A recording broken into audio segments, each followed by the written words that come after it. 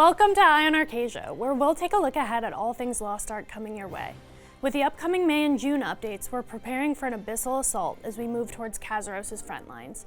These multiple updates will be spaced out across the next 2 months, so we're going to dive into the first look at those today and have a special guest come on to talk a little bit about some of the changes coming with them.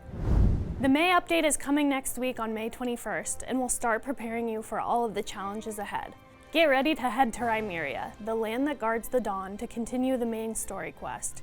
Here, you'll need to track down Shandy and join forces with Rimeria's elders to help put a stop to Kazeros' growing power.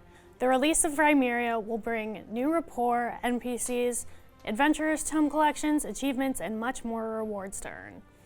May will also bring you the Kazeros Raid Prologue quest, Night of Storms and Darkness.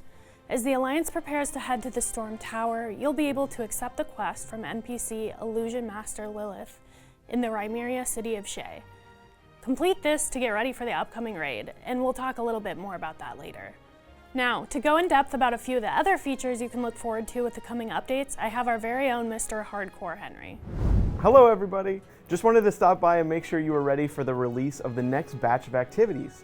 In the May update, we're going to open up the Drextalis Guardian Raid and Kurzan Front Nefta Operation 1 for characters 1700+. That's going to introduce some juicy new Fate Embers, include things like relic engraving selectors, and in the Kurzan Front you can also snag the latest Ebony Cube tickets, also ringing in at item level 1700+ for Unlock 3. And of course, there's going to be a matching 1700+ Chaos Gate. Great, thanks. And after the May update comes out, players are going to want to prepare for 2 major updates coming in the month of June. The first will release 2 weeks after the May update and include the release of Kazeros Raid Act 3, Night of Storms and Darkness. Act 3 is going to come with a few QOL adjustments from its initial release in Korea, and will also have the Frontier mode applied for the Western version.